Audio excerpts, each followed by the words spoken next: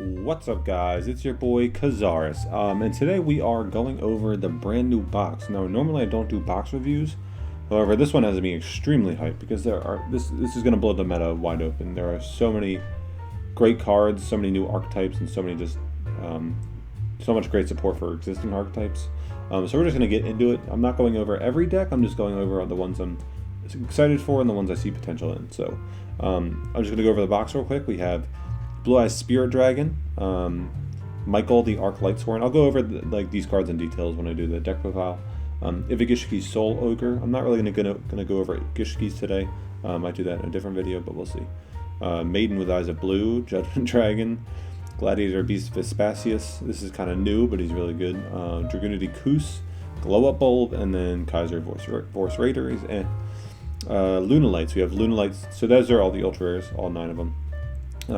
For the super rares, Lunalight Saber Dancer, Sage with Eyes of Blue, Raiden Hand of the Lightsworn, Lunalight Yellow Martin, Gishki Shadow, Orcust Harpor, Charge of the Light Brigade, Necrol's Kaleidoscope, Gradle Impact, Gladiator Beast Charge, and World Legacy Pawns.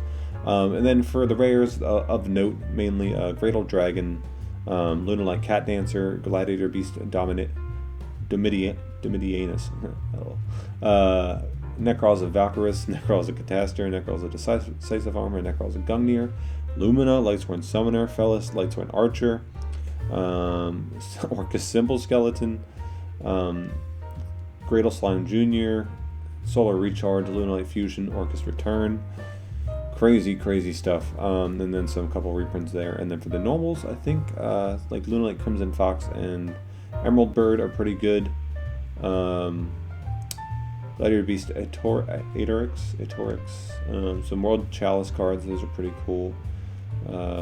Dance Princess of the Necros, Great Sorcerer of the Necros, Dudark of the Ice Barrier, that's kind of cool for level 2 decks. Grail Slime, Orcust Brass Bombard, World Legacy World Wand, some cool World Chalice cards here, Gladiator Rejection. There's probably like 1 or 2 things that I missed, but mainly that's the box. It's a lot of good cards, mainly Charge and Solar Recharge and some of the Orcust cards, but we'll get into that. I made a bunch of lists over here. We're going to start off with Orcust. So Orcust, we didn't get any of the extra deck cards. So all of the extra deck cards are either Xyz monsters or Link monsters, and we don't have either of those eras in Duel Links. So they only really added the Orcust cards that don't mention Xyz or Link monsters at all. So Orcust Harpor so these all banish themselves from the graveyard to do something, essentially. So Harpor will banish itself from the graveyard to summon any Orcust from deck except itself. So I can summon Simple Skeleton or Bombard here. Simple Skeleton can banish itself from the graveyard to summon any Orcust from the graveyard. So it can banish itself to summon Harpor or Bombard. Bombard can banish itself to summon any Orcust monster from hand. So we're playing these in ratios of decreasing usefulness, essentially. So Harp will always be able to summon something from deck. Skeleton will sometimes, majority of the time, be able to summon something from grave, but not always. And then same thing with Bombard. But Bombard's the worst one because it only has a 500 attack stat. It is a tuner, though, which is kind of niche. And then World Wand here will banish itself to summon an Orcust from the Banish Zone. And then the way we get all of these into the graveyard is with the Orchestrated Return. So this allows you to send an Orcust or World Legacy monster from your hand or face up from the field. So remember that, because you can send it from the field sometimes to draw 2 cards, and you can only activate 1 of these per turn. So essentially what this does is with Return, we discard Harpor, draw 2 cards, and then we banish Harpor to summon Skeleton or Bombard. And then we're able to either A, tribute over it for Jinzo, which is a Dark Machine, or B, we can summon Blast Spider and then destroy the Orcust we summoned along with a card our opponent controls. And then we can summon Desperado Barrel Dragon from hand because these are all Dark Machines. So we can't do anything with extra deck monsters with Orcust, but we can use Desperado Barrel Dragon. Now this is like the first deck where we're not using Master of Destiny. As you can see, there are no coin flip cards in this deck, mainly because with Master of Destiny we have to play 7 different ones now, and with the Orcust engine it takes up too much space. And I wanted to play cards like Econ and Jinzo because those are pretty good. Like Dark Magician is still a pain in the butt, but if we can go just like Return, discard Harpor, and summon something, we can tribute summon for Jinzo, and then turn off their Magician Navigation right away. And that's pretty neat. And then we can just keep beating over Rod, and then they won't be able to summon Dark Magician because they can't they won't be able to get enough monsters out to tribute summon it, and they can't use their navigation. So that's pretty neat. Desperado Barrel Dragon destroys Blue Eyes, and Blue Eyes I expect to come back into the meta. So yeah, so that's pretty neat. But yeah, pretty straightforward deck. In mid-March, we are getting Black Salvo, so nothing really changes about the deck except I put in Black Salvo instead of Black Spider. And what this does is when it's normal summoned, you can target a level 4 Dark Machine type monster in the graveyard and special summon it. And Black Salvo is a level 3 Dark Machine Tuner. So this just opens level 7 place for us. So we can go return, discard Harporer, normal summon Salvo, summon back Harporer, make Black Rose or Samurai Destroyer, and then Harporer can banish itself from the graveyard to summon a Dark Machine. So instead of Black Spider summoning itself to destroy cards, we have Black Salvo to make Black Rose to destroy the entire field. And then we have Orcust plays in the graveyard, stuff like that. So really nothing changes about the deck at all except for the Black Salvo giving us access to level 7 Synchro plays. So I really only have Samurai Destroyer and Black Rose here. Those are the best ones. You can play like Ancient Fairy, I guess. I can't really think of any other level 7s off the top of my head that are fantastic. Scrap Archfiend, I guess.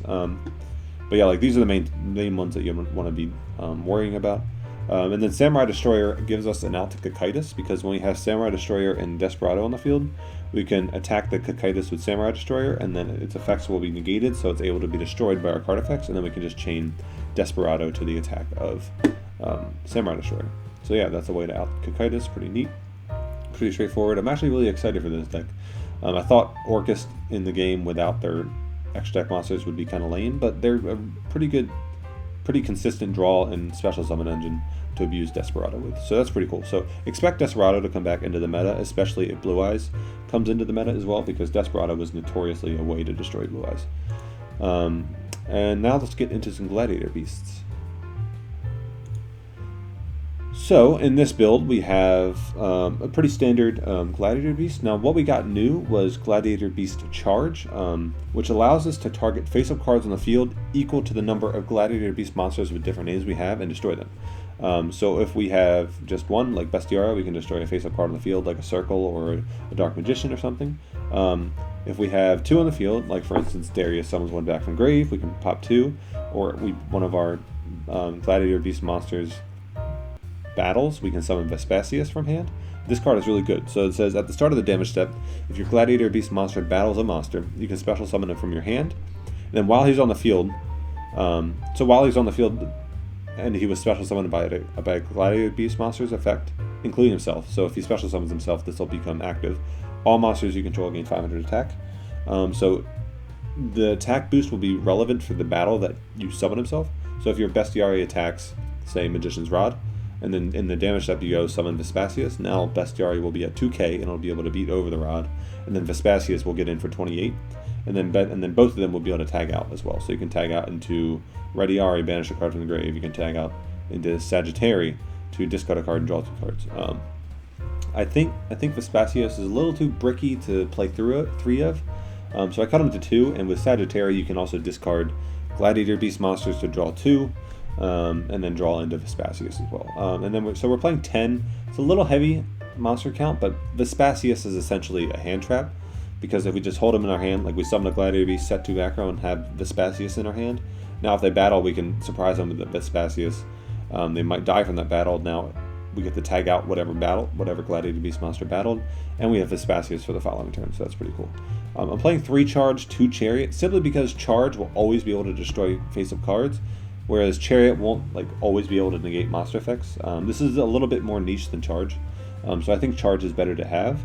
And then I'm playing 3 Lance and 2 Cyclone as well, because Lance manipulating attack is better for Gladiator Beasts in general.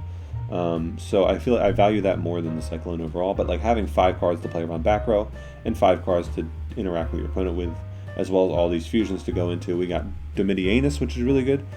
He requires Vespasius and 2 Gladiator Beast monsters, so a little bit difficult to summon, but he's a 3500 beat stick on the field, and he can negate an opponent's monster effect once per turn and destroy it. And then you choose the attack targets for your opponent's attacks, so that's pretty cool.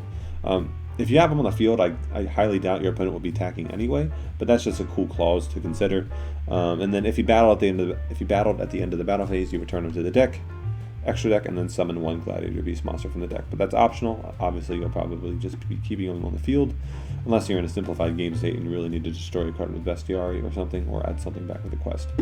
So yeah, that's pretty straightforward. And now I also have a turbo version, which is kind of similar. However, it plays Unexpected Die and the new Gladiator Rejection. So what this does is you play it, and then you play Unexpected Die to summon Andal. And then when a Gladiator Beast monster is summoned from your deck, it allows you to special summon another one from the deck with a different attribute than the one you just summoned. So essentially with Rejection and Die, you summon Andal, and then Rejection allows you to summon Bestiari, and that's a 2-card Gazaris without using a normal summon. I feel like this is neat, but it just might be a little bit worse than the control version, because, I don't know, turboing out Gazaris turn 1 doesn't really do much. You don't have many defensive utility cards, whereas with this one, you're still able to summon fusions consistently, except you just have more back row to interact with your opponent. But there's just 2 options there, just pretty cool. Again, the extra is 3 Gazaris, 1 Domitianus, 1 Heraclinos, and 1 Batman, 1 Neurokius. You could cut the Gazaris and play like the Esadari, the 2500 normal monster if you want, but I just feel like Gazaris is almost always better to have. And now I guess we'll get into some Dragunities, the other structure deck card. The other structure deck that never really took off. We just got Dragunity Kus. Now, it's 1 card difference, but what this does is it allows you to make Barca and go into Ascalon without needing to use level augmentation, or without needing to use any weird extra deck monster, because Kus allows it to treat itself as a level 4 if you're syncering with a winged beast monster. So you use Senatus effect, discard like a Phalanx or any Dragunity card, equip Kus, and then Kus will special summon itself, and then you'll synchro with Kus and Senatus and treat it as a level 4 to make Barca, and then Barca will re-equip the Kus, and then you'll resummon the Kus, and then make Ascalon, just like that. So before you only had Phalanx and Senatus, and you could only go into level 6 synchro, so you had to climb even more, like Vadriana into Phalanx. But since Vadriana isn't a winged beast, you couldn't synchro with Phalanx and Vadriana for Barca, so you couldn't keep climbing. So you needed to use level aug to boost Senatus by the level of a level 4 you had in hand. So outside of Senatus, we're also using cards of consonance, which is a way to get them to grave and then get to Dux, which is essentially Dux special Kus synchro with Dux for Barca, and Kus for Ascalon. So the deck is still kind of a one-trick pony. It just is able to access Ascalon much easier. And Ascalon is a very, very good card. So in tandem with like Cyclone or Hetrunade, you can clear back row and then go through your plays. Playing the 1 Leviathan as well, because you can discard it with Senatus and just get it into the graveyard. And it's just a good monster to have in general, because it can go into Ascalon as well. But yeah, so that's pretty straightforward for the Dragunity cards. Like this is just the best way to turbo out Ascalon. I'm not saying any of these decks are the best way to play it. It's just good theory that I've made in the very little time with the information I've had from the box. So just building blocks for decks going forward. Another archetype we got is Lunalight. This is pretty neat. So we have Emerald Bird, Yellow Martin, Crimson Fox, Purple Butterfly, White Rabbit, and the Lunalight Fusion, as well as Lunalight Cat Dancer and Lunalight Saber Dancer. So this is a Neos version of the deck. Essentially, it just gives us more ways to fusion summon turn 1. So Keeper will discard any of these cards to search Neos Fusion, and then Neos Fusion will send Neos and Yellow Martin to summon Brave Neos. And then when Yellow Martin is sent to the graveyard by a card effect, you search any Lunalight spell or trap. So this will allow us to search Lunalight Fusion for following turns. Or we could just hard draw Lunalight Fusion and use it to summon Cat Dancer with any of these. Emerald Bird is very good as well, because it allows us, when it's normal summoned, you can send a Lunalight card from your hand to the graveyard, not as cost. So this is the effect, and if you do draw a card. So if you go Emerald Bird, discard Yellow Martin, you'll draw a card, and then Yellow Martin will trigger to add Lunalight Fusion. So you can either open Bird with Martin, Keeper, or Lunalight Fusion with 2 monsters, and then all of these will give you ways to fusion summon, essentially. So you have 1, 2, 3, 4, 5, 6, 7, 8, 9, 10-ish starters. All these will allow you to fusion summon. Crimson Fox is neat. If it's sent to the graveyard by a card effect, you can target a face-up monster your opponent controls and change its attack to 0 until the end of the turn. And then when a card or effect is activated that targets a Lunalight monster you control, you can banish it from the graveyard and then negate the activation. And if you do, each player gains 1,000 life points. Pretty neat. Purple Butterfly allows it. It's not a quick effect, but you can send it to the graveyard and then target a Lunalight monster you control. It gains 1,000 attack until the end of the turn. It's not a once per turn boost, so if you have 2, you can discard and boost one of your monsters by 2k attack, so it's kind of neat. And then if it's or you can banish it from the graveyard and special summon a Lunalight monster from your hand.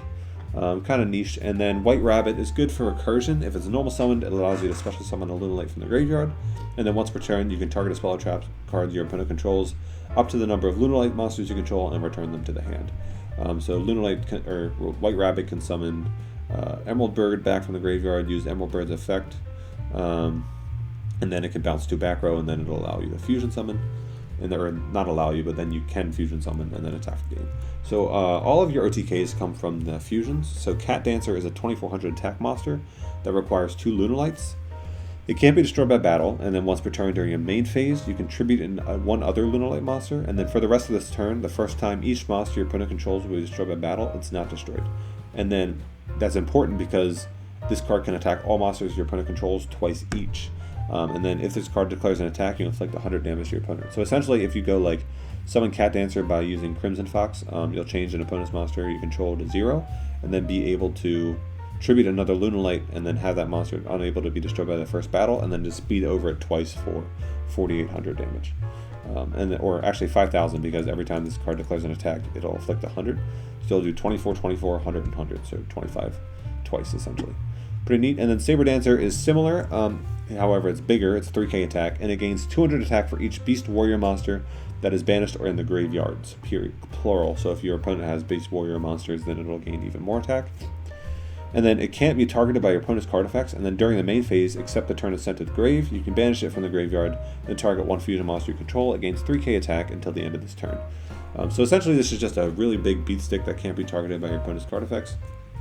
So that's pretty neat.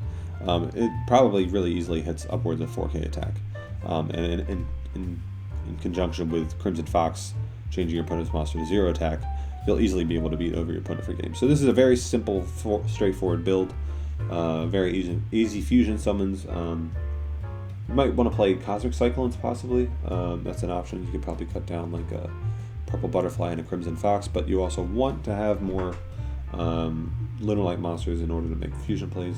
You can maybe cut the Neos package to play more back row removal. But yeah, so all of your OTK plays are going to come from your fusions here. Pretty straightforward, seems pretty Cyber Angel-esque, Quakimaru-esque, just OTKing your opponent in one turn. And then we also have Lightsworn. This is insane. I really did not think, I would have bet a lot of money that we did not get both Charge and Solar Recharge. For anyone who doesn't know what these cards do, Charge of the Light Brigade says, send the top 3 cards of your deck to the graveyard, add 1 level 4 or lower Lightsworn monster from your deck to the hand. Insane, mills 3 cards and searches. Solar Recharge, discard a Lightsworn monster, draw 2 cards, and then send the top 2 cards of your deck to the graveyard. If you open both of these cards, you're milling 3, searching 1, discarding 1, drawing 2, milling 2. So you're milling 5, drawing 2, searching 1, and discarding 1. So it just turbos through like 10 cards in your deck almost immediately.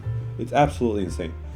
We also got Raiden, which allows us to mill 2 cards in the main phase, whereas the majority of Lightsworns would mill in the end phase. This allows us to be proactive in our turn. So if we mill something like Wolf, we can summon it back, or if we mill something like Felice, we can summon it back. Lumina allows us to discard any card and then special summon a Lightsworn level 4 or lower from the graveyard. And then it sends 3 cards on the top of the deck to the graveyard in the end phase. 2 Raiko, and when it's flipped face up, you destroy a card on the field and send 3 cards on the top of your deck to the graveyard. Pretty cool spot removal.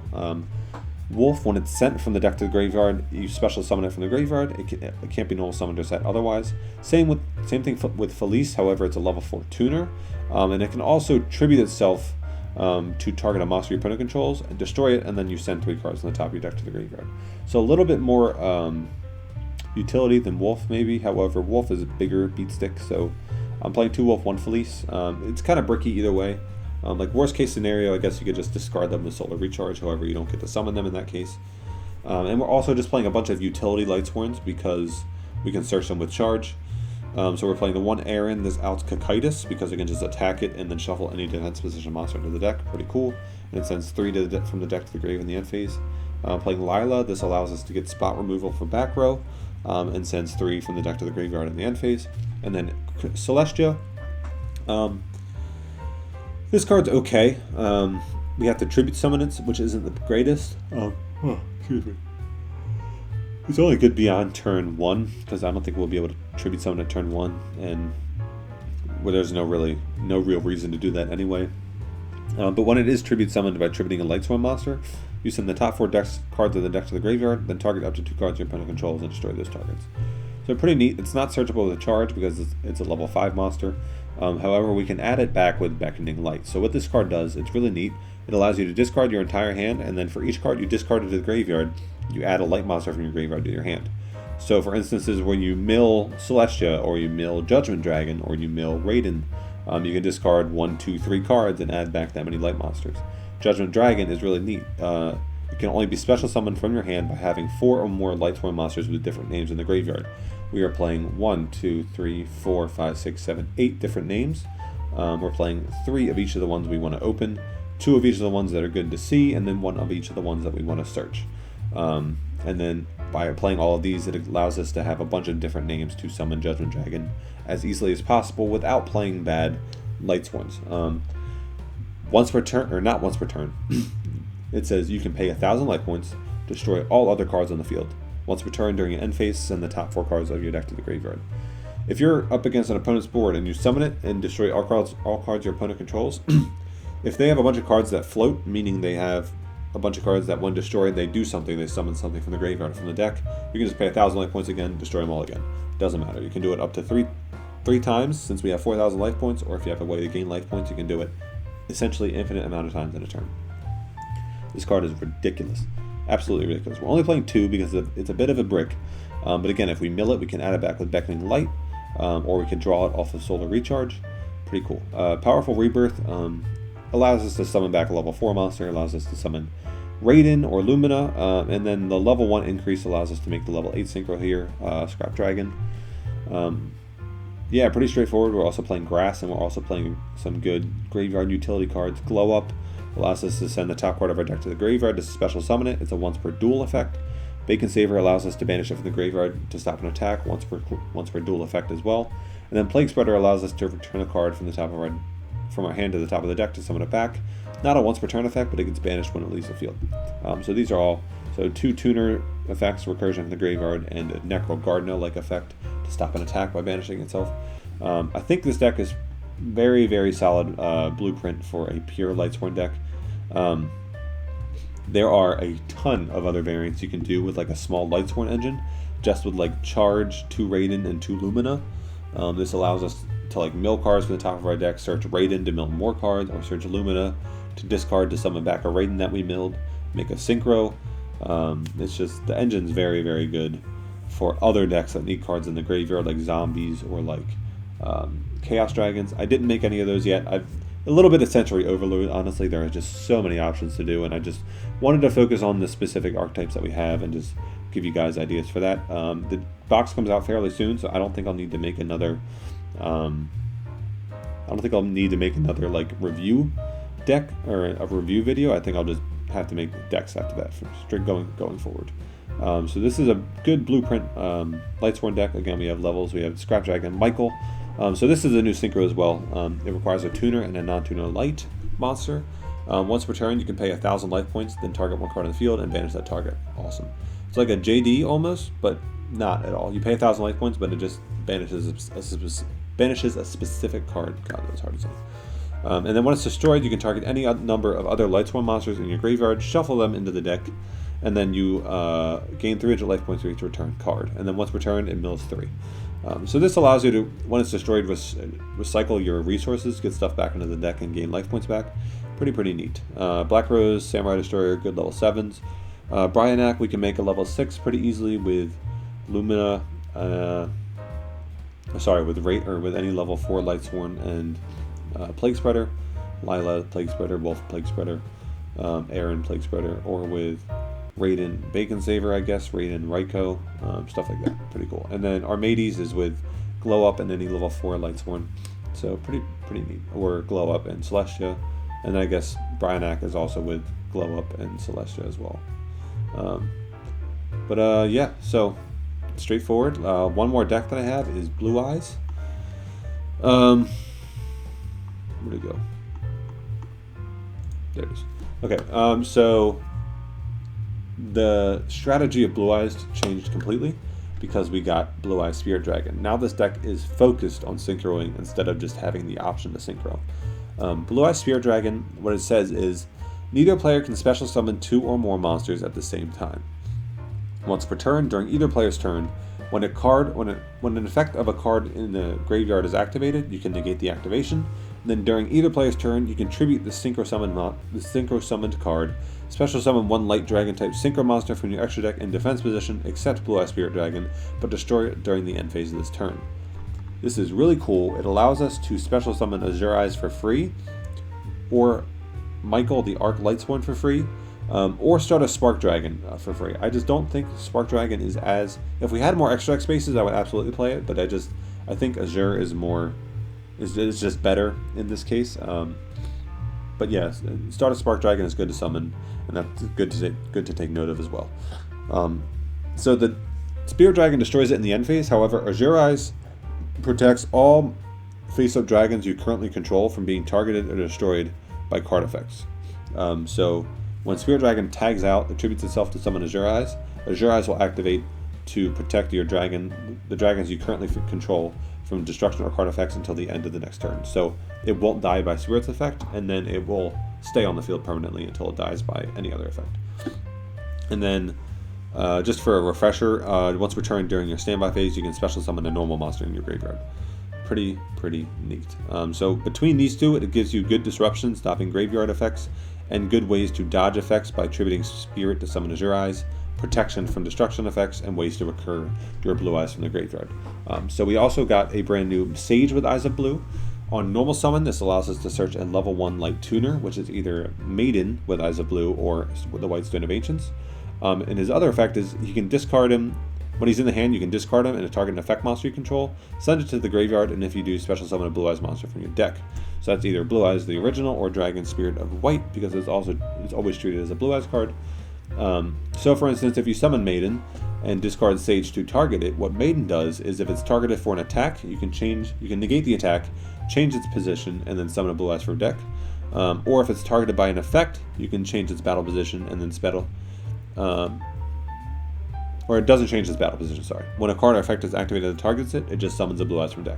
So if you summon Maiden, activate Sage to target it, Maiden will chain to summon Blue Eyes, and then Sage will resolve to send the Maiden and summon another Blue Eyes card. So you'll summon 2 level 8s for free, essentially, not for free, but use 2 cards to summon 2 level 8s. Or you could just summon Maiden to block an attack, and then summon a Blue Eyes from your deck. Pretty neat that way. Or with this card, Mausoleum of White. This is a field spell that came out alongside Silver's Cry. Nobody really paid attention to it. But now it's really good because it allows us an additional normal summon of a level 1 tuner monster, level 1 light tuner specifically. And then once per turn, you can target a face-up monster you control and send a normal monster from your hand or deck to the graveyard to increase the attack and defense of the monster targeted times 100 of the level of the monster you send. And then you can banish it from the graveyard to add a burst stream of destruction from your deck to your hand, but that's not relevant because we're not playing it. So essentially, if we open Mausoleum and Maiden, we can activate Mausoleum, additional normal summon our Maiden, use Mausoleum's effect to target Maiden, and then chain Maiden's effect to summon a Blue Eyes from deck, and then Mausoleum will send a Blue Eyes to the graveyard, and then we can synchro with Maiden and Blue Eyes for Dragon Spirit of White. So that's 2 cards for a first turn Blue Eyes Spirit Dragon, or we can activate Mausoleum, normal summon Sage effect to add Maiden, and now we have an additional normal summon to summon that Maiden, and then we can do the same play. We're playing the 1 cards of Consonance as well, because with Sage we can search the White Stone of Ancients to discard it with cards of Consonance and try and draw into that Mausoleum, and then we have the additional normal summon again for Maiden in that scenario as well. Silver's Cry, just because Sage, if we can discard Blue Eyes, or if we have Mausoleum to get Blue Eyes to the graveyard with Sage, then we have Silver's Cry to bring it back and synchro with the Sage for turn 1, or we have Silver's Cry to summon Dragon Spirit of White to banish our opponent's cards and have this behave as a trap card essentially. Then we have 2 Treacherous as well. playing the 1 for million just because it's a good level 9. This is just a good blueprint to start with. Not saying this is exact, not saying this is like set in stone the best way to play the deck. It's just a very solid option to abuse Blue Eye Spirit Dragon, which is absolutely the best card that the archetype has, and we should be building around this card. So I hope you guys enjoyed. Those are all the decks I have for right now. Again, there's still Gishki, there's Crawlers, I guess, have new support. World Legacy is a separate archetype on its own. Lightsworns blow open the entire game. There are so many decks that abuse the graveyard that we can throw Lightsworn Engine in. I just couldn't think. I was just sensory overloaded, and I wanted to get this video out before the box came out. So these are all the decks I have, all the ones I'm excited for, but let me know in the comments below what you're excited for. And anything that you thought that I didn't execute properly, because again, I made all these decks in less than an hour. So I hope you guys enjoyed. I will catch you in the next one.